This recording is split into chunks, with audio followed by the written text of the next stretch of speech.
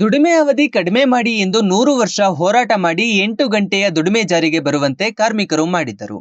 ಈಗ ಅದಕ್ಕೆ ವಿರುದ್ಧವಾಗಿ ನವಬಂಡವಾಳಶಾಹಿಗಳು 12 ಗಂಟೆಯಿಂದ 14 ಗಂಟೆಗೆ ಹೆಚ್ಚಿಸಲು ಮುಂದಾಗಿದ್ದಾರೆ. ಆ್ಯಪ್ ಆಧಾರಿತ ಸ್ವಿಗ್ಗಿ, ಝೊಮ್ಯಾಟೊ, ಓಲಾಗಳಲ್ಲಿ ದುಡಿಮೆ ಮಾಡುವ ಕಾರ್ಮಿಕರ ಕೆಲಸದ ಅವಧಿ ಗಣನೆಯೇ ಇಲ್ಲ ಎಂದು ಜೆಎನ್ಯು ನಿವೃತ್ತ ಪ್ರಾಧ್ಯಾಪಕಿ ಜಾನಕಿ ನಾಯರ್ ವಿಷಾದ ವ್ಯಕ್ತಪಡಿಸಿದರು. ಕಾಮ್ರೇಡ್ ಸೂರ್ಯನಾರಾಯಣ ರಾವ್ ಅವರ ಜನ್ಮಶತಮಾನೋತ್ಸವದ ಪ್ರಯುಕ್ತ ನಡೆದ ಕರ್ನಾಟಕದ ಅಭಿವೃದ್ಧಿಯಲ್ಲಿ ಕಾರ್ಮಿಕ ಚಳವಳಿಯ ಪಾತ್ರ ರಾಜ್ಯ ಮಟ್ಟದ ವಿಚಾರ ಸಂಕಿರಣದಲ್ಲಿ ಅವರು ಮಾತನಾಡಿದರು. Comrade Rao was someone whom I knew, though not very well. I had interviewed many labor leaders to write the labor history of Mysore and my book on Bangalore, such as M.C. Narasimhan, M.S. Krishnan, V.J.K. Nair, N.L. Upadhyay, and even older Communist Party leaders such as M.S. Ramarao. I regret that Comrade Rao was not one of those whom I spoke to at length. I hope that other scholars and activists today will compensate for that absence, given the important role that he played in shaping Bengaluru's working class movement. ನಾನು ಇವತ್ತು ಇತಿಹಾಸಗಾರರಾಗಿ ಮಾತಾಡ್ತಾ ಇದ್ದೀನಿ. I am not an activist, I am not a member of CITU, but I have spent many years researching the labor movement. I am a founding member of the Association of Indian Labor Historians, which was established in 1995. Let me start by saying I remember meeting Comrade Rao in Bangalore airport in December 1989, when most of the Eastern Bloc had collapsed under the weight of its own contradictions. Romania's dramatic and shameful fall was just another 2 weeks away. Despite this, we were full of the hopes about the working class and its collective actions, hopes that were shared by activists, reporters, scholars such as myself, even at the end of a very long and very turbulent century. We all believed in the vanguardism of the party and in the organized formal working class. But we, that is to say labor historians, have come a long way from those days today. We have begun to think more carefully about the goals and methods of the working class movement, the relationship between the leaders and the led, between the kinds of questions that the movement confronted and some questions that the movement simply failed to see. Today, we understand better how we should read, write, and think about what the working class movement was in the past and what it can and should represent today. Let me once more say I'm really grateful for this privilege that I have been given as a scholar to share my research and understanding of the past, especially the more recent past, with activists such as yourself. It is 26 years since my book was written and 27 years since I completed the film on KGF. But I have never felt as close to this original purpose of that work as I have today. And I want to just briefly quote the well-known German Marxist Walter Benjamin, that when we write the working class history, it is full of miseries that the workers actually experienced. But that is not in order to show the reader the nature of the miseries. That is, of course, the historian's purpose. But a history that teaches people to have a high opinion of his or her own powers. The history must teach the working class and the member who is reading that history to have a high opinion of their capacity, their ability, and to provide them with weapons. So I hope what I'm going to say today is actually going to provide those weapons. And one more thing I want to start by saying, I'm not going to recount here the glories of the working class movement, because history is not a singular kind of line of progress. Look where we have reached today. After more than a century of the struggle over the length of the working day, Karnataka's new bourgeoisie is demanding a longer working day, extending up to 14 hours. We struggled for 1 century to bring the working day down to a reasonable 8 hours. Today they are demanding a return to the old long working day of 14 hours. In other sectors, given the extraordinary rise of gig economy, the idea of the working day itself has become meaningless. You speak to any Uber or Ola driver and they will tell you they are working something like 16 to 18 hours per day. The working day has no meaning for the gig economy. Swiggy, Zomato, Uber, Ola, Nammayatri.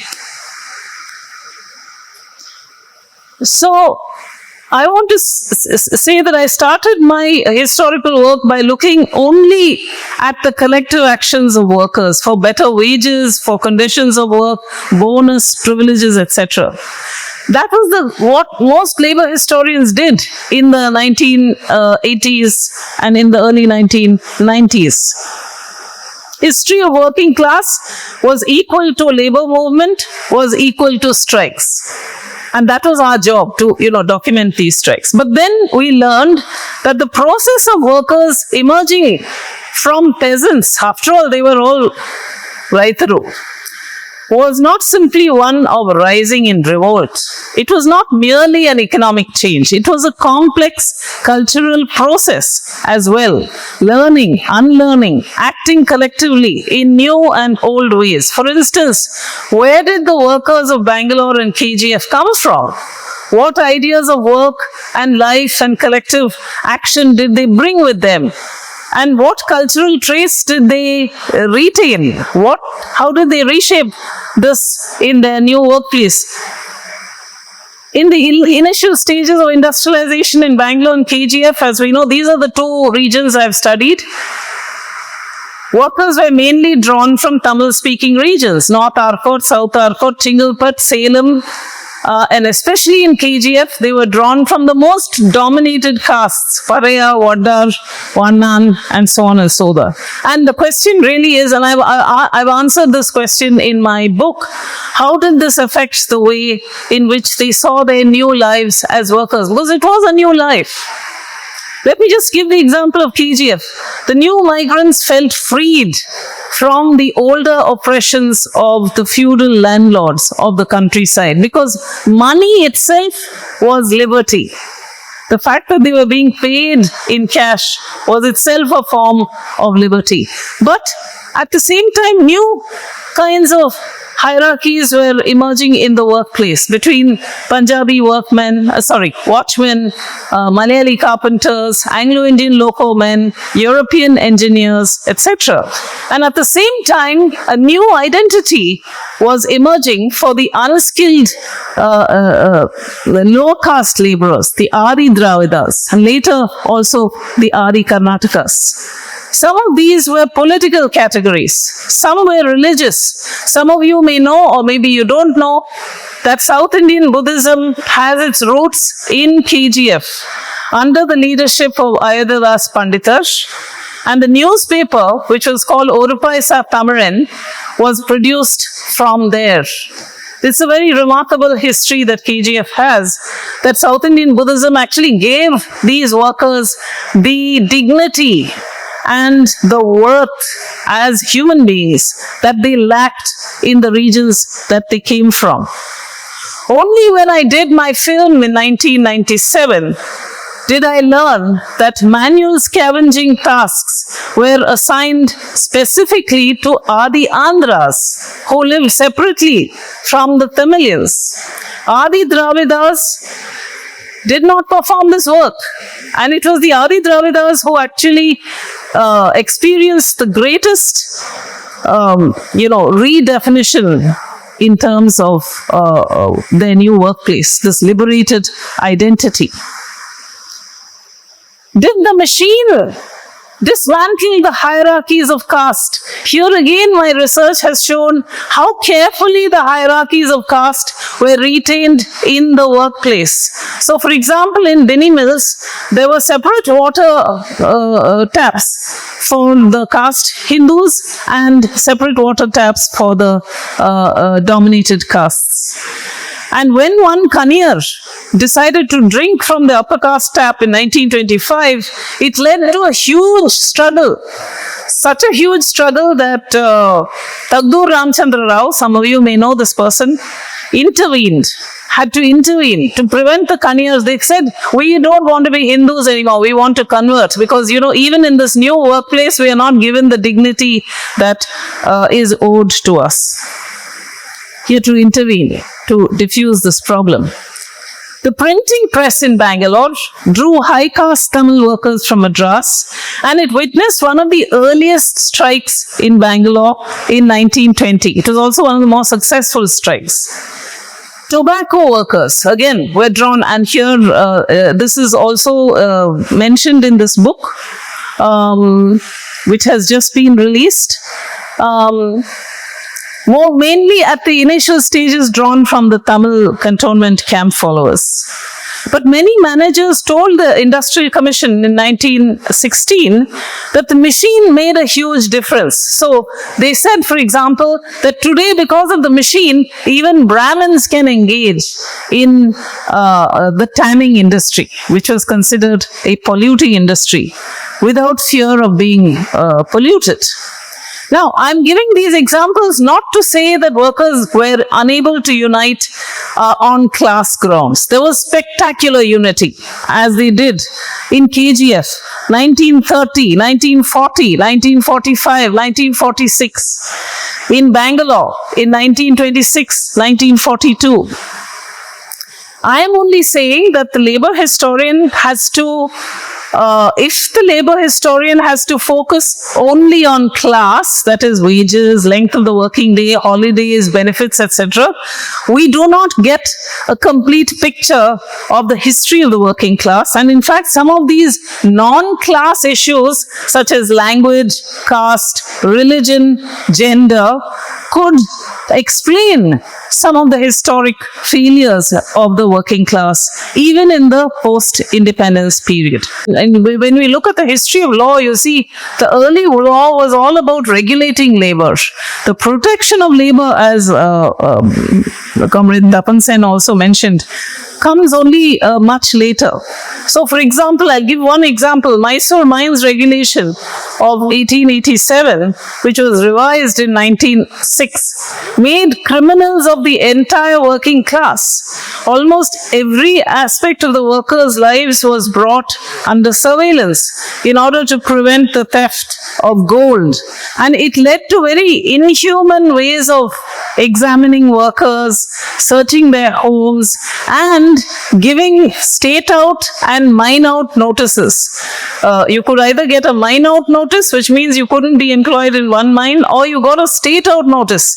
And the maximum number of state out notices were given to those who were considered troublemakers, or it was a category in those days, disorganizers of labor. But then you move on to protective legislation. And let me again give one example. Silicosis rules. The silicosis, which was a lung disease, came from exposure to dust underground, came into action only a decade after this very major leaderless strike happens in 1930 in KGF. They got the rolls only in 1940, one decade later. Mysore got Trade Union Rules Act only in 1941. British India got the act in 1926. Before this, the Diwan used to resolve the labor disputes in 1926, 30, 31, 40. Why did the trade unions, why were they permitted in 1941? Because at the height of wartime production, trade unions could act as a safety valve for the increasing labor unrest. So they had to give permission for the establishment of trade unions through the Trade Union Act in 1941, which they had prevented for so many years after 1926. Even then, I want to say a few words about leadership, because the leadership of the workers, and this is a problem many labor historians have talked about, leaders both from the left and from the Congress were usually upper class men who were extremely familiar with the law, because the law was very crucial to be able to manipulate in negotiations. Why was this pattern set, and how does it affect even the post-independence period is something that labor historians have looked at. But starting, since I said men, let me just ask, if most leaders were men, did this mean most workers were also men? Not at all. Women workers were a significant part of the workforce in the textile mills and in the cigarette factories. I was quickly looking at this book to see if there is mention of women workers, but there is no mention here.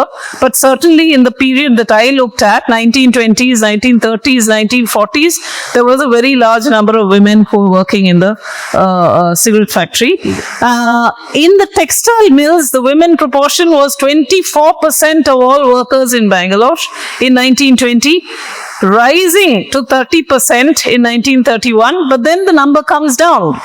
Partly because of the transformations in the mechanization, the improved machinery in both the textile and cigarette industries.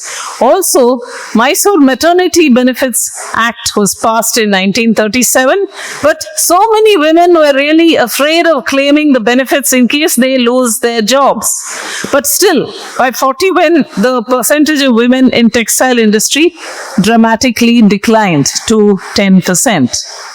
But women were participating in many strike actions. You see their work not only within the factories, but especially in running strike kitchens during moments of strike, as happened in ITC during the 1930s.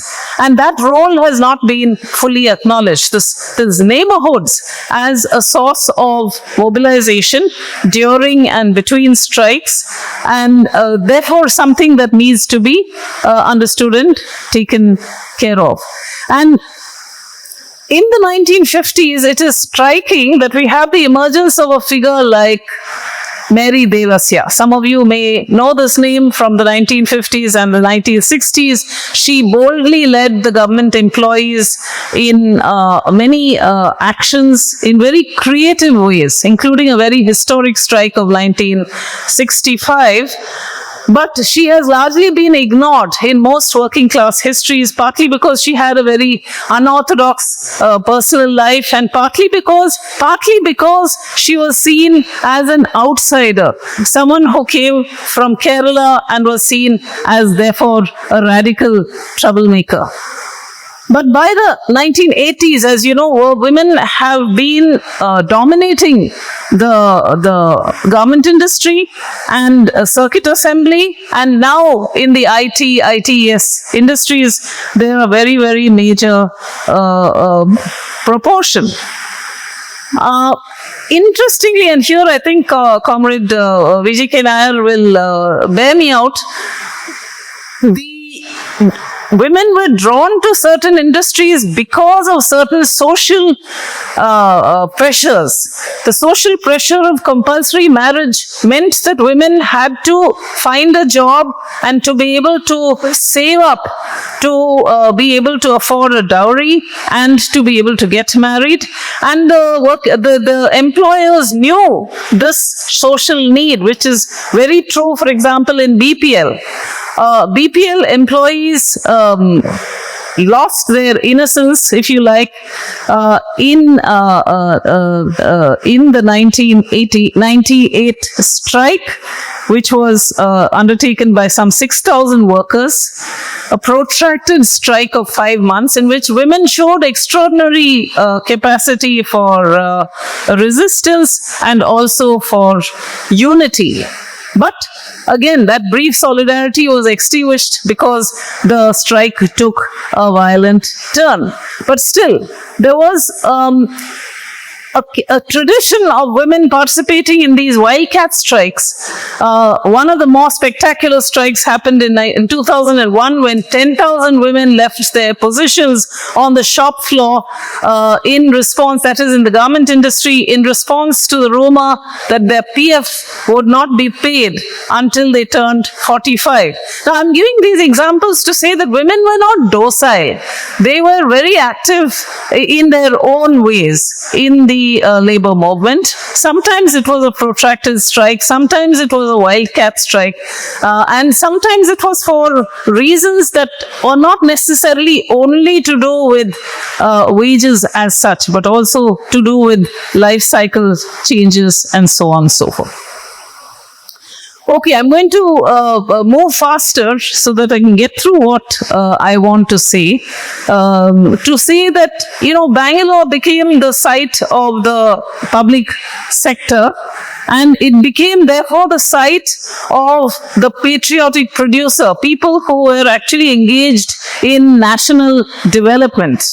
This happens in the 1940s and 50s. It has been written about, so I won't repeat. But in this situation, a new kind of feature begins to also emerge. And I want to spend a few minutes talking about this. And that was the division that was brought to the foreground on the question of language. In the 1950s, more people from within Karnataka began migrating to Bangalore and to the public sector, and it made it difficult to stop the mobilization of workers on the question of language. And we can see this recent decision of the government, which has now been put on the back burner to reserve jobs for Kannadigas and so on, is a continuation of that unresolved problem of language. Even during the historic public sector strike of 1980-81, which involved 125,000 workers who went on strike for 77 days under the leadership of the Joint Action Front, which represented 5 public sector units and 11 unions, this was a relatively peaceful protest, despite the fact that they were fighting the full force of the Indian state. There was also, and this again has been written about both in this book and in the book by Professor E.G.K. Nair, the historic mingling of peasants and workers that happened in 1991 when the farmers' jata came from Nargund and Navalgund to the city. But the strike remained a leader's strike. And why do I say that? Because little attempt was made to draw in the masses, as during the jail bharo and the rail roko agitations. And it is actually, it needs to be said that the state did not actually concede the major demands of the strike when workers rejoined 77 days later. In fact, posters arose towards the end of the strike demanding that the more militant Tamil and Malayali workers be uprooted and restored Kannada honor. Now, I'm not saying that was a major part, but definitely it was something that emerged. And it was a call that would not die down with the emergence of organizations such as the Janashakthi Kendra, the Rajkumar Abhimanigala Sangha, and so on, which showed that the solidarity is built around wages and parity issues leading up to this historic public strike disappeared behind calls of identity based on language. And I think we are seeing that we have to actually confront that sometimes the language question can also be a bearer of certain kinds of democracy. It's not as if they're also always, anti-democratic. They're also containing struggles and demands that can be quite democratic. So language is not playing only only a divisive role. Language can also play a role that brings about new kinds of unities. If language played a divisive role, other limitations arose from trade unionists who were accustomed to an older type of factory economy, an older type of worker, and an older type of mobilization. The 88-day micro strike of 79-80, led by Comrade Suryanarayan Rao, was historic for many reasons. And I want to list some of these reasons. It's also in this booklet. You can read about it in this booklet as well. For the first time, the issue was not wages, bonus, or privileges, but the question of productivity. And I'm quoting now somebody who has studied that strike, Dilip Subramaniam. I'll just read what he says. He said, Suri's handling of the strike was quite unique, marked as it was by regular press conferences, processions in which he got together the workers' families, joint mass rallies with workers from different factories, the formation of a trade union solidarity committee, and daily meetings in different parts of the city to mobilize public opinion. It was historic for at least these two reasons.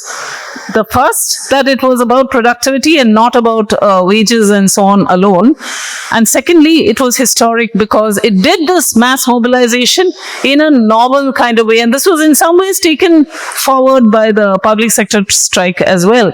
But it was historic for other reasons too. And that came up also in the brief presentation which happened this morning.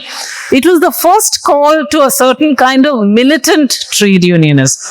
The MICO strike changed the face of what was called up to then gentlemanly trade unionism of the previous decades.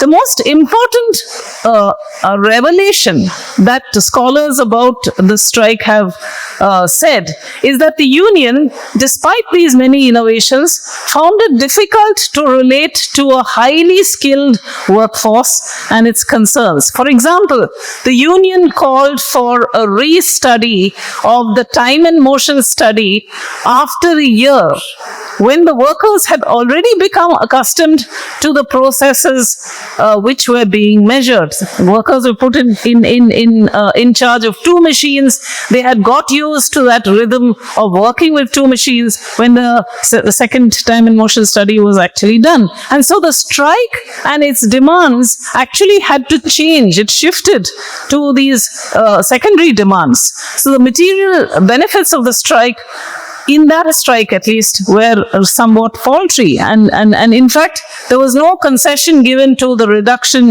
of the workload at the end of this 88-day strike either. But we heard this morning again from Comrade Tapan Sen that the effects of Suryanarayan Rao's leadership of that MICO strike have been felt in negotiations which have happened since then. So perhaps we have not yet evaluated the nature of that effect as well as we should.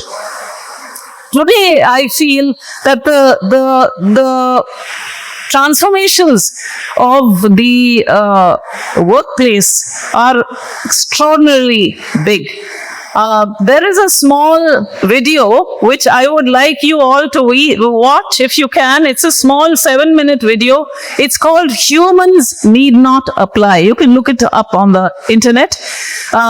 Humans need not apply. We are faced with technological challenges of a kind that we are unable to anticipate and prepare for. And I think this is going to be the biggest challenge for the trade union movement, understanding these processes, being able to reach out to workers after understanding these processes and threats that they pose to work itself. We may have to rethink the idea of work itself. If you see that video, you will see what I am referring to. I want to end this talk by referring briefly to the film that I made in KGF in 1997, more than 27 years ago. It's on YouTube. You can all watch it if you're interested. I was returning to KGF in 1997. The Mines was on the verge of closure, and I realized that the history that I had so carefully constructed from the archival records, from my interviews, from the historical fieldwork was not one that was valued by the workers themselves. They were, on the other hand, hoping for a miraculous turn of fortune. They wanted the mines to remain open. They had a different story to tell based on different memories, which forgot the miseries and struggles of the past, since now they were standing to lose their livelihoods.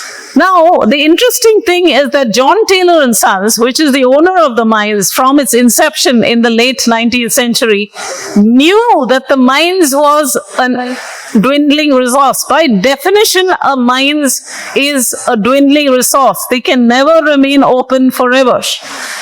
But not a single one of the 17 trade unions which were operating in KGF in 1997 had even raised this question, had even suggested this to the workers. They were still building up the hope that there was light at the end of the tunnel. So my film, in some ways, I took it back, I showed it to all many workers. It some ways presented them with this history which I hope they had become unfamiliar with. And then I want to end on one surprising note. Again, one of the things which I learned from making this film. The story of the permanent, well-paid male public sector employee of BGML was no comparison to the precarious living that hordes of women eked out on the surface. Women sieved out, if you go to KGF, they still do it, a small part of the precious metal from the abandoned mining dumps by panning the soil.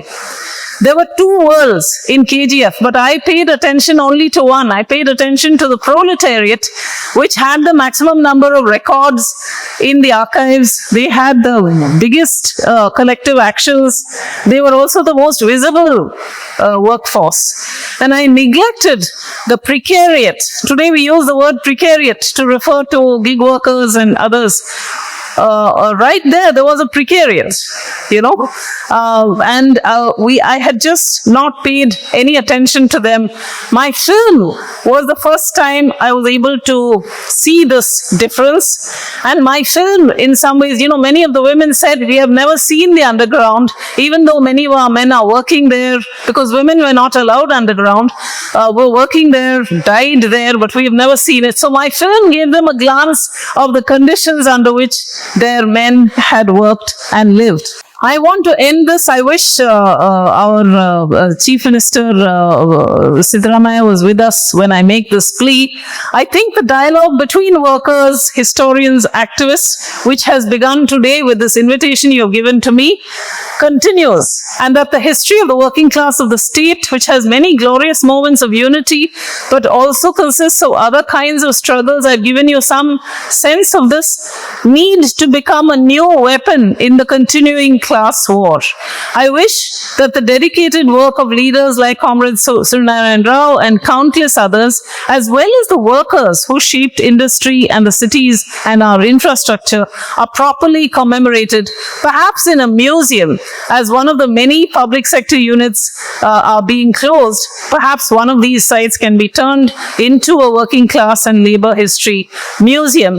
This has to be a collaborative effort between workers, leaders, historians, artists, designers, and so on. But we can dream, and I think we must dream of such a possibility together.